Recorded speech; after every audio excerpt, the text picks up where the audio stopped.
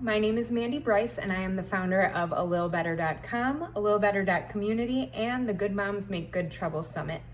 I am giving this little introduction because you are probably here because you're about to start some sort of personal development journey, or maybe it's take the next step on your personal development journey.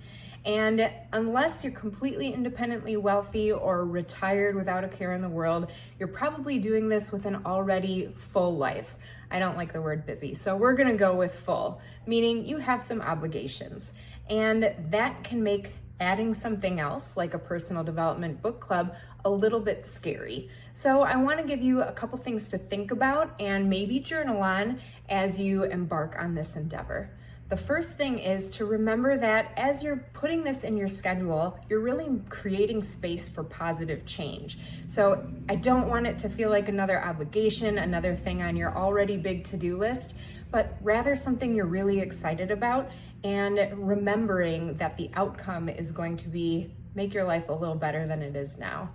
The second thing is, I don't want this to be a total life overhaul makeover where everything's gonna be different and you have to completely change your life. The whole concept behind A Little Better is that small actions compound to create big change. So even if you only have 3 minutes one day to read or stretch or respond to a journal question, those 3 minutes each day will add up and create a huge change in your life. And it often happens before we see any results. So even if you don't see a big, drastic transformation right away, stick with it because it'll make a big difference.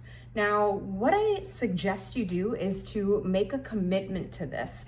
If that doesn't happen, then a change is probably not going to happen because you won't necessarily stick to it. So think of what you're doing as almost a love letter to yourself because you deserve it.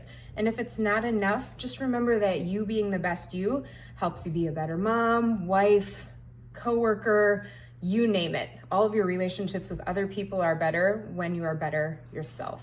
One way that you can help yourself stick to it is to find an accountability buddy.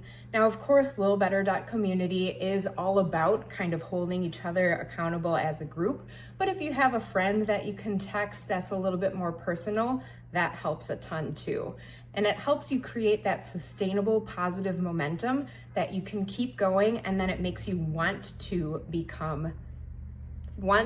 keep going even more. Now, one thing that might be coming up is some sort of resistance. If you're feeling that resistance, I want you to stop and journal and think about why.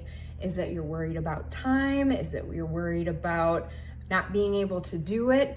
Write down what it might be and then think about the new perspectives that you might be able to gain that would kind of counter those possible arguments so that you can overcome those obstacles and really make the change that you want and that you deserve.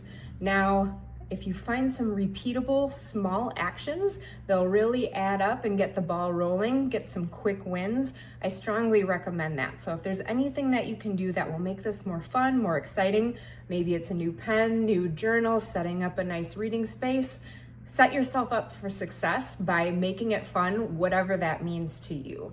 I also recommend keeping it simple. Now, of course, I just recommended some things that might make it more complicated for some, but you don't have to do all that. You can just get the book, grab a journal or scrap paper, and get going that way.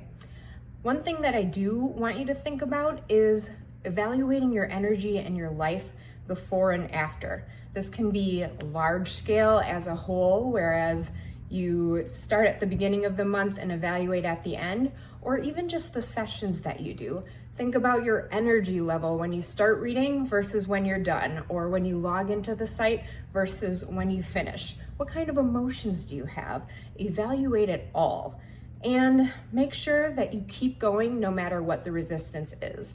But I do recommend keeping some kind of record because there's something called the arrival fallacy, which helps us not be able to really see the progress that we made until we get further than you've actually made progress for. So if you want to make sure you can recognize it, take some time to journal about the current state of your life, your emotions, your mood, your energy level, and then hopefully in 30 days or 10 days or whenever you check in with yourself next, you can evaluate again and you'll see that improvement. A little better every day. Thank you so much for joining me. I'm so glad to have you here, and I hope that you have an amazing day. Bye-bye.